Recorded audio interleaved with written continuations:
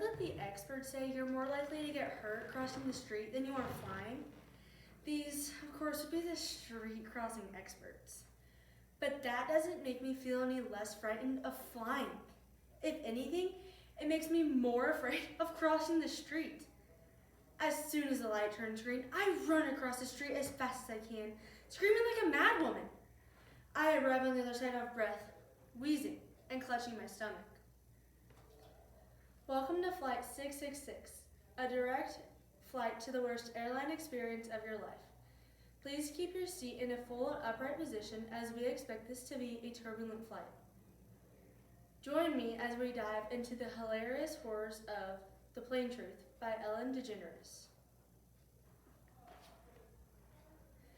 I felt edgy the moment I stepped into the aircraft.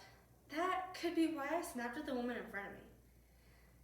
In my defense, she did ask a pretty stupid question. Excuse me, where's seat 27B? I mean, really. But I see now that I overreacted when I screamed at her, well, moron, you walk in the only direction you can. It's the 27th row, seat B, next to seat A, all right? It was only when the woman turned around to look at me that I saw she was a nun.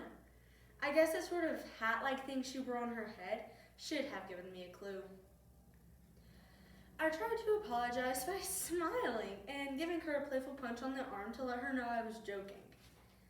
Well, either my playful punch carried more of a wallop than I intended, or her advanced years made her frailer than she appeared. But the nun shouted, "Ow!" You know, that bruise could easily have been there before I hit her. My good friend Jasmine told me that a good way to combat fear is to chant. So all the way to my seat, I was chanting, I'm going to die, I'm going to die, oh sweet Lord, I'm going to die. It didn't work. If anything, I was more petrified when I got to my seat.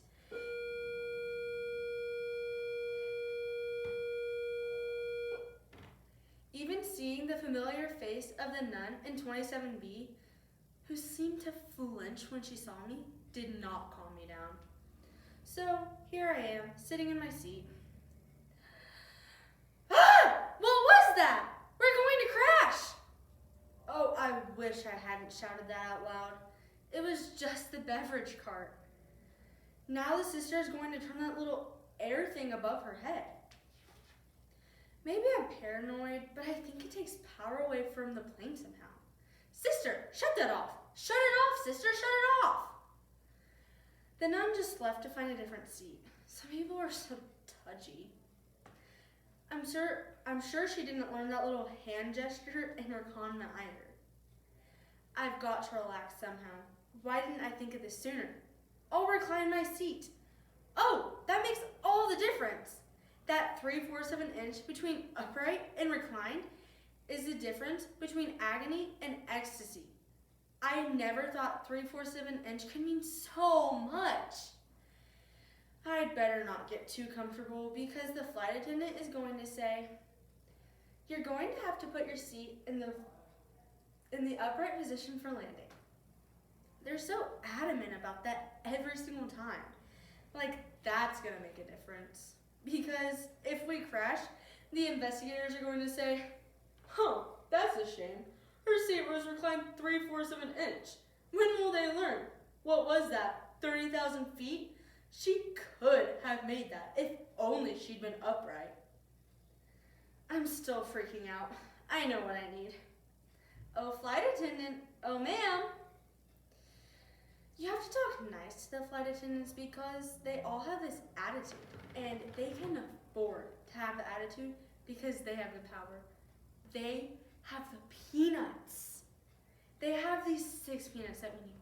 6 peanuts! Somebody could offer that to you on the street, and you'd say, I don't want that. Get that away from me. 6 peanuts? Nuh-uh. Somehow they know that the higher we go, the more we need nuts. And we go crazy if we don't get them.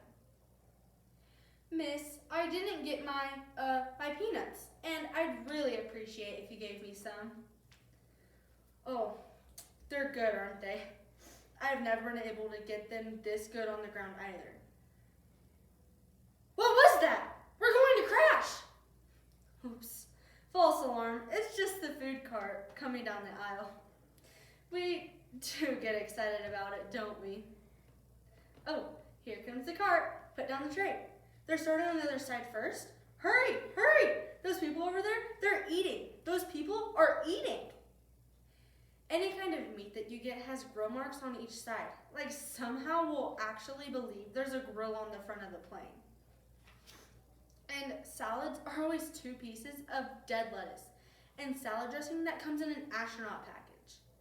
As soon as you open it, it's on your neighbor's lap. Can I just dip my lettuce, ma'am? That's a lovely skirt. What is it? Silk? But you know, Club Soda's gonna get that stain out immediately. That's the answer to anything you ask up here. Excuse me, I have an upset stomach. Club Soda, be right back. Excuse me, I spilled something. Club Soda, be right back. Oh, the wing's on fire. Club Soda, be right back. I thought the food would make me feel less frightened, but it didn't. I think my only hope of escaping my mind-numbing fear is to sleep and perchance to drink. The only trouble is when I fall asleep on a plane. I always have a nightmare. Oh, sweet Lord, I'm going to die!